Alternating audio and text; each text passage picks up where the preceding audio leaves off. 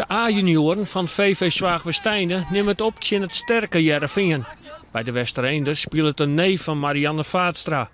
Zijn teamleden weten goed met de gevoelens van de meispeler om te gaan, zei leider Ahmed Jamil. Ek Ahmed houdt de vinger onder de pols. Als leider, ja, dan kun je gewoon denken hoe het met de jongens gaat, zij sabbel.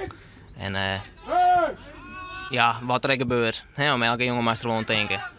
Ik bedoel, als er iets met zijn beppen gebeurt, dan denk je er ook om en dan kun je er ook een gesprekje voeren. Dus ja, zo zou ik mee bezig, jawel.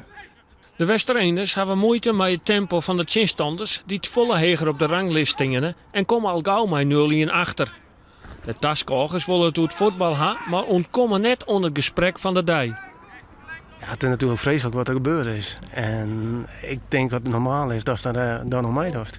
Dus ik denk dat de meesten iets hebben. Geen discussie over de helpen kunnen om hier de daden mee te pakken, dan zal dat zo wezen.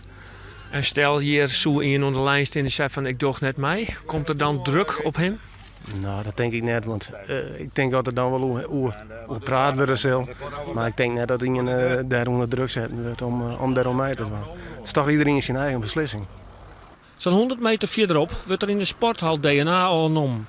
Om 10 uur gaan de dwarren open en op een nij liep het de vrijwilligersgrut om mij te helpen de partner van Marianne Vaatstra te vinden. Het kan best in je wijze, die is heel goed kent. Die is bij wijze van spreken daar in de straat te zien komen best. En dat is spontaan. Van waar zou het wijzen? Ja. Het kan familielid wijzen. Het kan familielid wijzen. Nou ja, dat maken we dan maar afwachten. En dan komen ze dan achter Trojo DNA. Trom in DNA. Nou ja, dat zullen we dan wel weer.